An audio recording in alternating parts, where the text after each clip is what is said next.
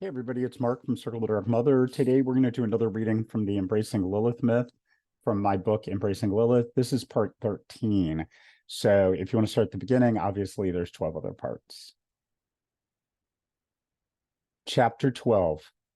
The gods were angry at mankind, so they sent a flood to destroy him.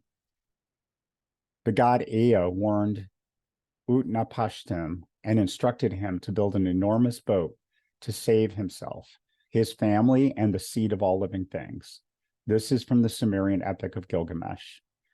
I spent decades roaming the world again and learning as much magic and sorcery as I could.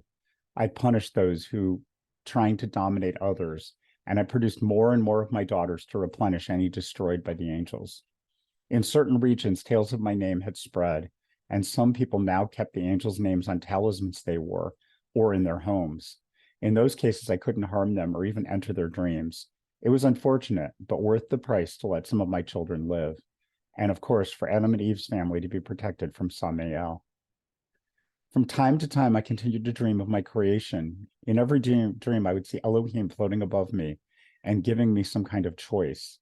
She always asked if I understood what it would mean, and I always said yes, although I could never remember what I had agreed to. At some point, the dreams expanded.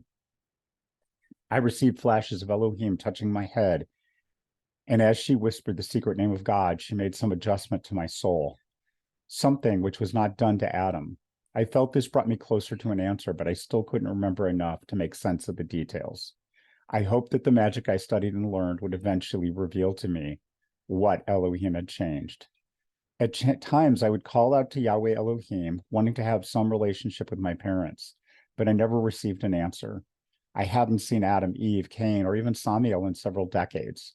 I knew at least Cain and Samael still had to be around.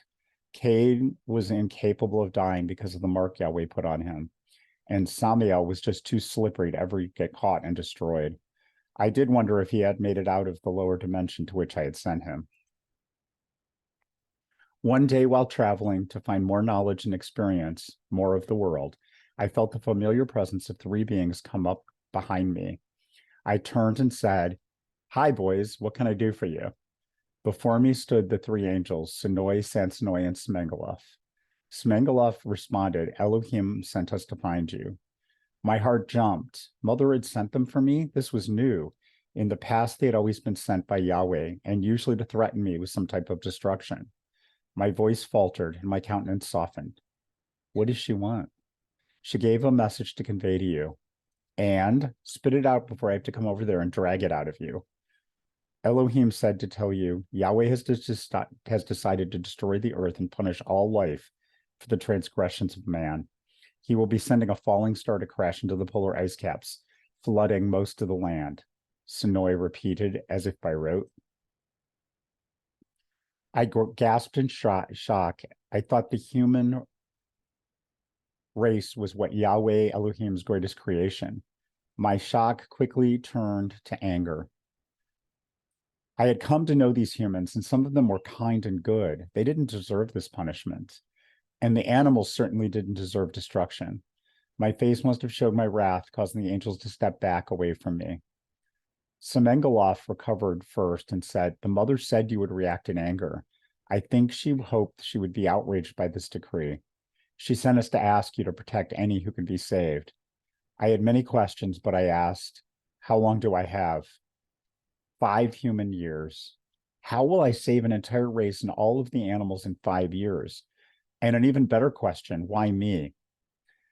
Sonoy looked puzzled, but said, "Elohim said, are you the only one who would dare defy the Father?" Well, that was certainly true.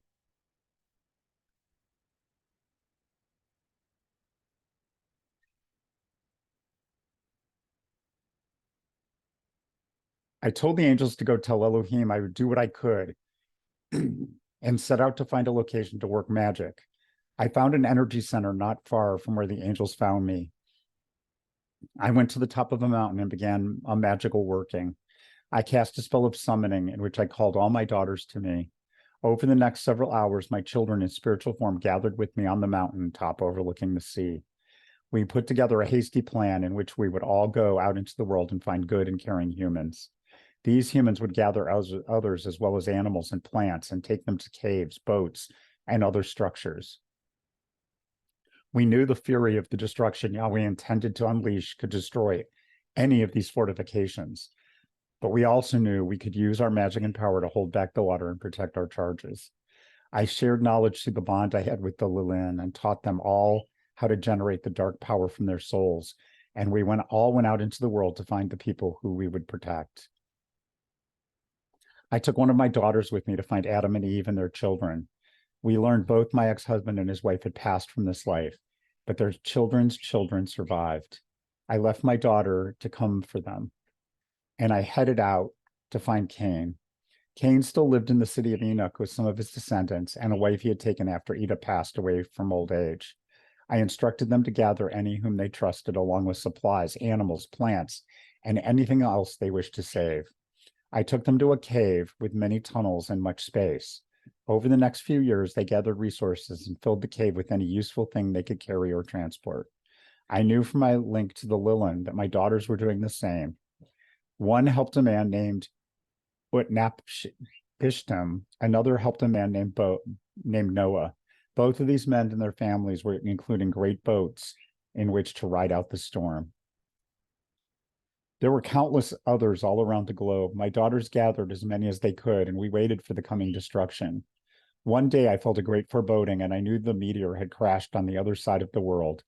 As the sky drew dark and my daughters and I loaded our charges into their dwellings, boats, caves, and mountaintop structures, each of us began pouring the dark energy from our bodies, which shifted and moved like a smoke, covering each sanctuary to preserve life. We sealed them in with so much spiritual force that no water could enter. And then it came. Wind, rain, lightning, and thunder moved everywhere, covering most areas of the earth. I'm sure all of the people riding out the devastation were shaken and scared, but they survived. Our darkness protected them and held them safe. After 40 days, the storms died down, and then the waters began to recede. Once the weather cleared, we released our power and let the people and animals return to Earth. My daughters and I helped the survivors begin to rebuild. I had much hope because everyone who remained had been through such trauma that none wanted any kind of violence or strife. It seemed like paradise. For the very first time in a very long time, I felt peace and wondered if maybe I had fulfilled my purpose. Maybe this was what Elohim had made me for. But no answers had come. Things seemed bright for decades, but then I started hearing from my daughters that some people were starting to turn back toward darkness. Inexplicably, something like a virus had begun spreading through the land. Although most still lived contented and tried to maintain peace, a general uneasiness crept in and cruelty started again to tempt mankind. It was as if a small percentage of the population had been infected once more by the old ways of war and persecution. Cain and the survivors with him began to rebuild his city, once called Enoch. One of the young men, Malach, was caught raping a young girl. He was married and previously been a good person, so this depravity shocked Cain's people. They brought Malach before Cain and me so we could talk to him and see what had driven him to such madness. The girl had been taken away by her family so she could be healed both mentally and physically. "Why did you do such a terrible thing?" Cain asked the man. "She wanted it," said Malach, with such venom that his face contorted in something not quite human. "What? How dare you?" I wanted to rip his head from his shoulders for such a blatant, hateful lie. "It's true, just like you wanted Adam and Eve to pay for what they did to you." Malach began cackling, completely insane. How did he know about Adam and Eve, or even about my true self? I had assumed my Ne'ama identity while staying with Cain. I felt a rippling in the air and a presence formed before me.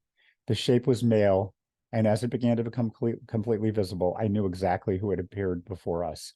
Samael. "Did you miss me?" he said, with his normal lack of emotion.